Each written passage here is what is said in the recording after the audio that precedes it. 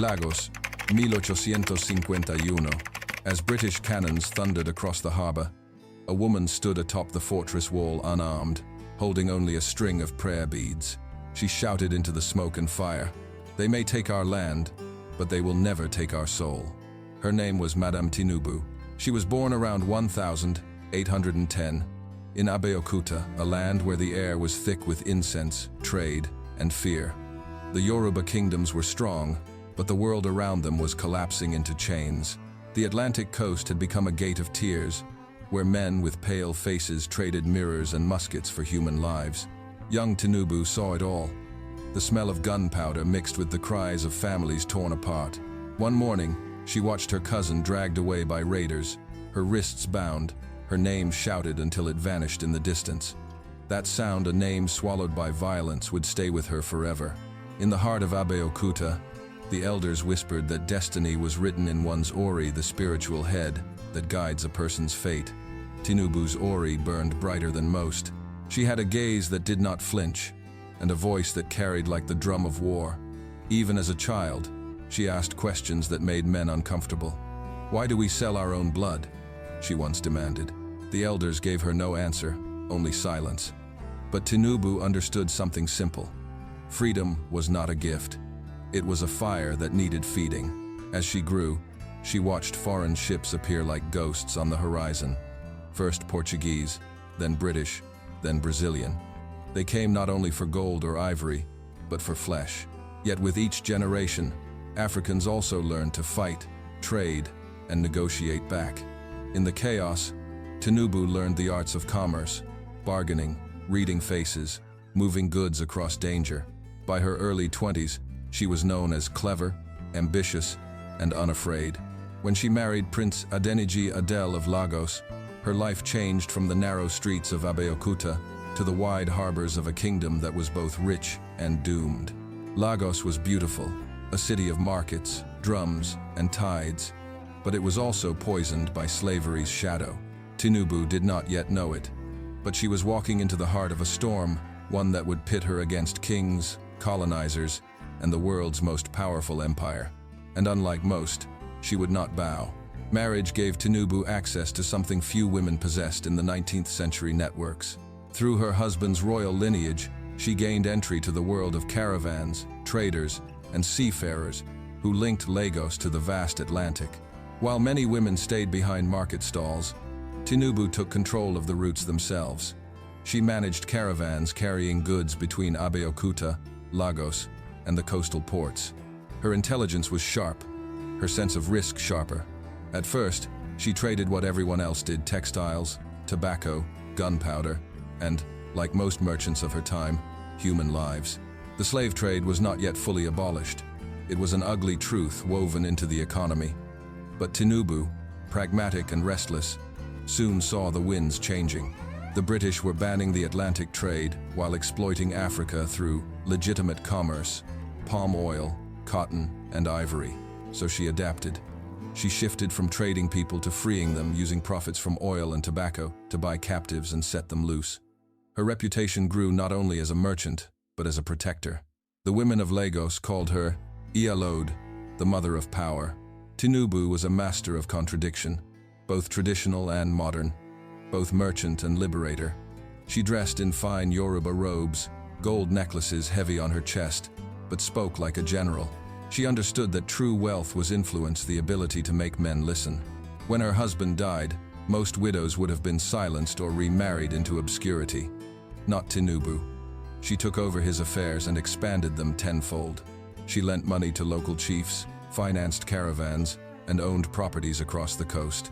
By the 1842, her word carried more weight in Lagos than most kings.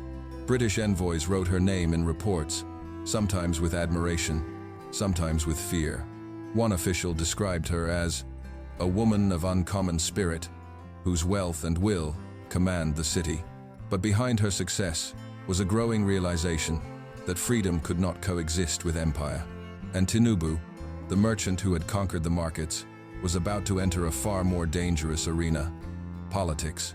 By the late 1840s, Lagos was changing. British missionaries preached salvation through obedience, while their merchants spoke of free trade, a phrase that, to Tinubu, smelled like another kind of chain. The empire no longer needed slave ships to dominate Africa. It now used contracts, debts, and laws written in London. Tinubu saw the pattern clearly. She had learned the language of trade, and she knew the price of dependence. "They call it civilization," she once told a gathering of Yoruba women, "but they only wish to civilize our silence." Her market stalls became meeting places. Traders gathered not only to bargain but to talk politics. The women, especially, rallied behind her.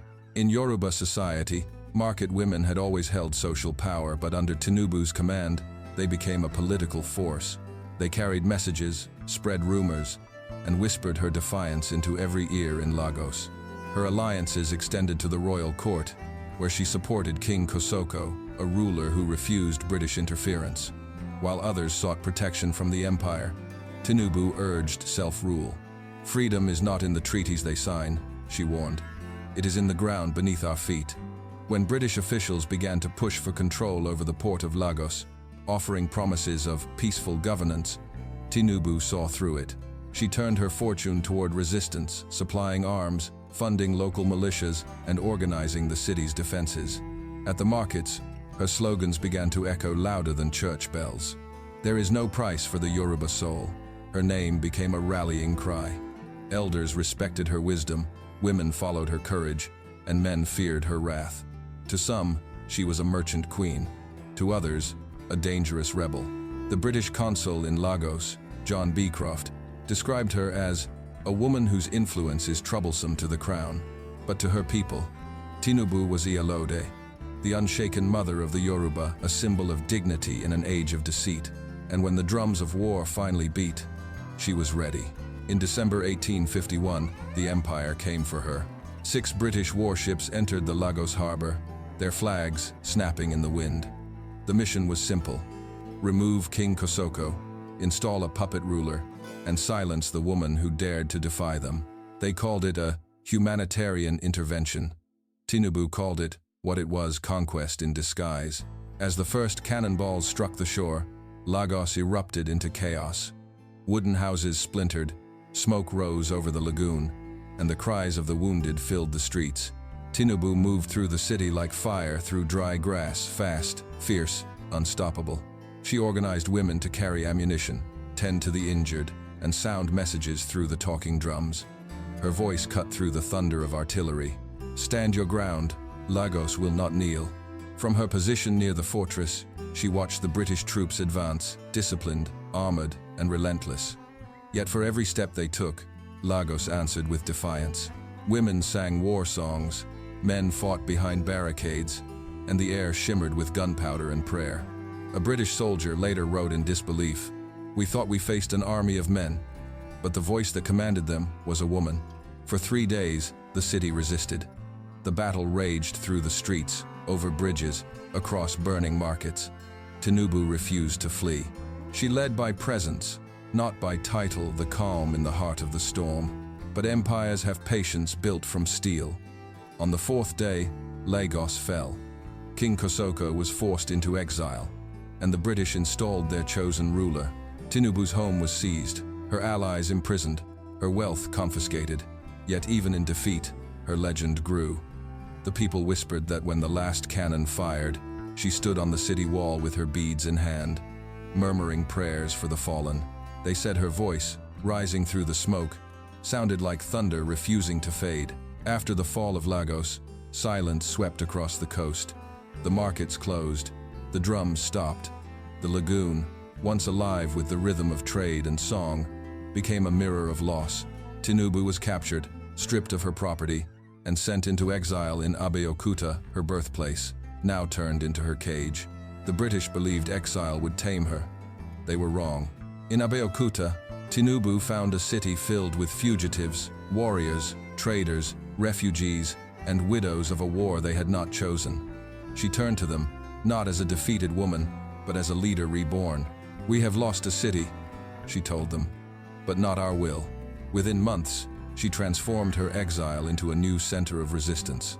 Using her vast trading network, She rebuilt her fortune through palm oil and textiles, quietly funding the defense of Egba lands against British encroachment. Her home became both a warehouse and a war room. Tinubu was strategic. She did not shout rebellion, she whispered it into action. She financed weapons through coded trade deals, trained young men in guerrilla tactics, and forged alliances with neighboring chiefs. The British began to call her the Lioness of Abeokuta. But she also waged another kind of war, one of spirit. She built schools, funded temples, and helped freed families establish new lives. To her, freedom meant more than defiance. It meant dignity. She wanted her people to stand tall again, to believe that no empire could define their worth. When British agents came seeking reconciliation, she refused their peace treaties. They offered trade monopolies, titles, and gold. Tinubu responded with a quiet smile. "I do not need their coins. My people are my currency." Word of her defiance spread like wildfire. Young Yoruba women began naming their daughters Tinubu, hoping the name itself might carry courage. And while the empire controlled the ports, Tinubu ruled the hearts. She had lost a kingdom, but in exile, she found something greater, a nation awakening. By the 1860s, Madame Tinubu was no longer just a merchant or a rebel. She was a stateswoman in everything but name.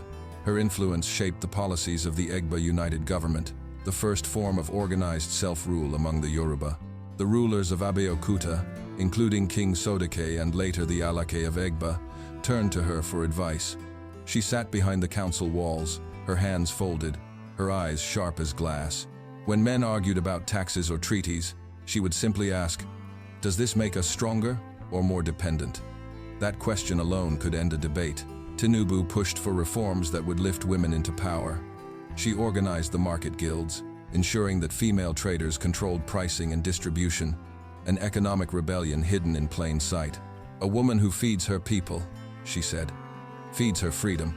Under her influence, Abeokuta became a symbol of African self-determination. The city thrived through trade, education, and defense. When the British tried to install more control through advisors, Tinubu blocked their entry, insisting that no outsider could speak for the Yoruba. Her enemies accused her of ambition. She didn't deny it. "Ambition," she said, "is only dangerous when it serves greed. Mine serves freedom." But her leadership came at a price. The British tightened their grip on surrounding territories. They used missionaries to undermine her influence, painting her as the woman who refuses progress. To them, any resistance was backwardness. To her, submission was death. Despite her age, Tinubu remained a force. She personally mediated disputes between clans, led fundraising for fortifications, and continued to bankroll resistance efforts. Even the kings deferred to her judgment. In one council meeting, a young chief asked her why she never tired of fighting. Tinubu looked at him and said, "Because they have not yet tired of taking." By then, her name had crossed oceans. Reports of a defiant African woman reached Britain, Brazil, and even the Americas. Some called her a queen without a crown, others, a revolutionary wrapped in silk. To her people, though, she was simply Iyawa, our mother, the one who refused to let them forget what it meant to be free. As the years passed, Tinubu's hair turned silver, but her voice lost none of its fire.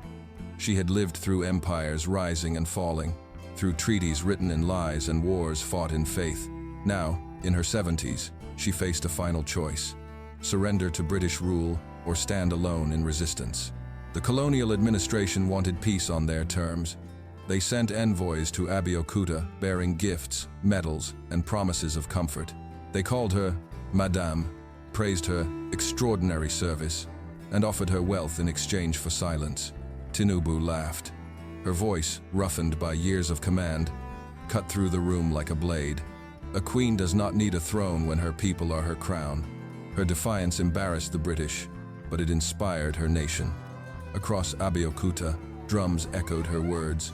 Women gathered in marketplaces to sing her praises, turning her sayings into songs of protest. "No foreign hand can measure the worth of our soul," they sang, their voices rising above the chatter of trade. Tinubu began to withdraw from public view, but not from influence. She worked quietly with younger leaders, teaching them the arts of negotiation and resistance. "Fight with your mind," she told them, "for they already fear your strength." She wrote letters to chiefs across the Yoruba lands, urging unity before it was too late. "If we stand apart," she warned, "we shall be picked apart." Her home became a sanctuary for those persecuted by British law traders, accused of rebellion, priests labeled superstitious, families who refused conversion. She fed them, sheltered them, and sent them back to their villages with renewed courage. Even in her old age, she remained a shadow over the colonial plans. The British official in Lagos described her as a woman whose death alone will bring quiet to the land. But she refused to die quietly. When illness came for her, Tinubu ordered that no British doctor be called. "Let my people's herbs heal me, or let the earth take me," she said. "Either way, I remain Yoruba." The lioness of Abeokuta, who had stood against the empire, would face even death on her own terms. In 1887, the drums fell silent in Abeokuta. Madame Tinubu was gone. For 77 years, she had lived as warrior, merchant, mother, and queen in everything but name. When news of her death spread, the city stopped breathing. Shops closed, markets emptied, caravans halted on the roads. The entire city entered mourning. For 3 nights, drums beat not for war, but for remembrance. Women wore white, men laid down their weapons, and children carried candles through the streets. They said her spirit walked with the wind, circling the city she had rebuilt from exile. Her funeral was unlike any other. Thousands gathered at the edge of Abeokuta's red earth, where she was buried with prayer beads in her hands, the same ones she had clutched when facing British cannons decades before. Chiefs stood beside market women, warriors beside traders, all equal before the mother who had fought for them. No British flag flew that day. No colonial official dared attend. The ceremony belonged to her people. The air was thick with song, low, rhythmic, ancient. It was not a song of sorrow, but of pride. The women chanted, "Ialode Tinubu, mother of power. The lioness does not sleep, she watches." After her burial, elders declared a day of rest. Trade and labor were forbidden. The silence that followed was not emptiness, it was reverence. To the Yoruba, Tinubu was more than a woman. She was a spirit of resistance, a guardian watching over them from beyond the veil. Mothers told their daughters her stories, how she had faced ships with nothing but courage, how she had turned exile into empire, how she had taught a nation to stand without fear. Generations would grow up with her name as a prayer and a promise. Tinubu became not just a surname, but a symbol of dignity, defiance, and determination. In Lagos, where she once stood against cannon fire, her enemies raised buildings and flags. Yet beneath the asphalt and glass, her footprints remained. And though the empire believed it had buried her, the truth was simpler. Madame Tinubu had only returned to the earth she fought for. Decades after her death, the empire that once sought to silence her began to fade. Yet the name Tinubu refused to die. In Lagos, the city she had once defended with her bare hands, the heart of commerce pulsed around Tinubu Square, a tribute carved into the landscape she had once watched burn. The British called it modernization. The Yoruba called it memory. Statues rose in her honor, showing her standing tall, beads in hand, eyes set toward the horizon. But her true monument was invisible. It lived in the minds of women who bargained in markets and men who spoke truth to power.